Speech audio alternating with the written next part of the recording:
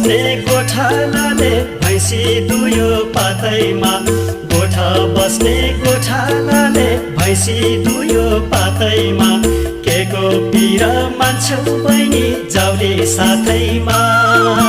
हे औ है माया लौ है सुटुकै